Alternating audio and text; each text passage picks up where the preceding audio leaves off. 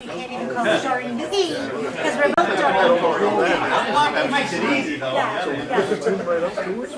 want to welcome you here to this meeting this evening.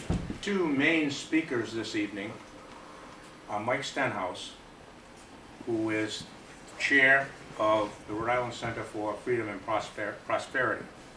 The main speaker is Gary Morse. He has extensive experience with the Rhode Map Rhode Island. He has extensive experience with housing and subsidized housing all over the place, and has made it a passion to get this information out. Rhode Map Rhode Island is supposed to be an economic development plan for the state of Rhode Island.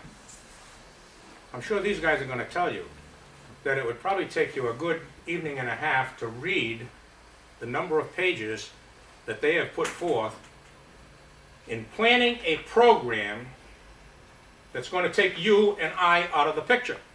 I could have written this report on 4 pages and probably condensed it to 1 and call it an economic plan.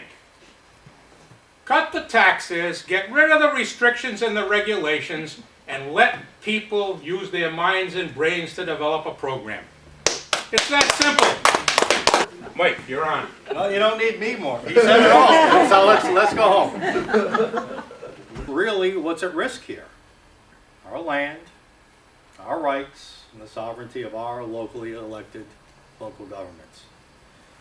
I'm sure for most of you, especially those of you who have farms, for the rest of us who probably own homes, our property is the foundation of our family's financial security. And when some government agency starts threatening to mess around with that, that rightfully so should cause alarm. But local government that is closest to you, closest to us, who are most accountable to us, those local officials we elect, not the statewide official, not those bureaucrats in Washington, that's the best government. Because they will listen to you on a one-on-one basis. That is also at risk with this roadmap plan. Rhode Island, as Gary probably has a slide to show you, they basically point out that single-family or single-use properties, like farms, like our homes, are the culprit. That's not sustainable. It's not equitable. It's not economically viable. It's not fair. From that HUD Sustainable Communities grant program that was developed under Obama, which derived from the Agenda 21 back in the 1990s, that's how we got the Rhode Map Rhode Island plan. Kevin Flynn, an associate director, an unelected official, accountable to no one, in taking that grant, he committed the state of Rhode Island and its 39 cities and towns to adopt and adhere to HUD's 6 livability principles, which are really just a very slightly modified spin-off from the Agenda 21 principle. We, as single-family homeowners or single-use property developers, are the bad guys. Okay? You have to just know that they want us living in communal-type neighborhoods with multi-purpose land shared for common use, not for private use, as little as possible. And that's their vision of the American utopia. What Rhode Map is really proposing, and has actually begun to implement silently, is this idea of a 2-tiered taxation system where some people pay far less, and I'll go into that. My background is primarily in the taxation matters, and I think that's one of the big funding mechanisms of how Rhode Map will expand, because you need low taxes in order to make Rhode Map and the growth centers work.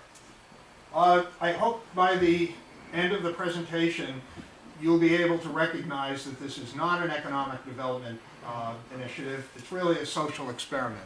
It's a risk, because nobody knows at the end of the day what the outcome is going to be.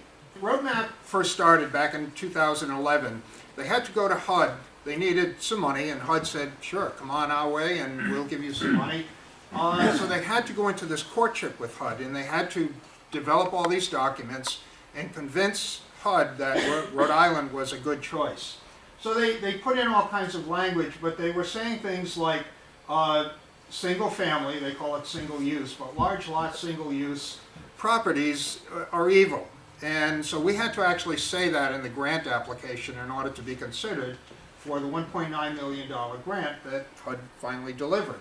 You could have said, people who worked hard, went to school, and created a life for themselves, created an income inequity, and so they're to blame for all the problems in Rhode Island because they went to school and worked hard. And so they're trying to peg single-family homes on all of the problems of the world these days.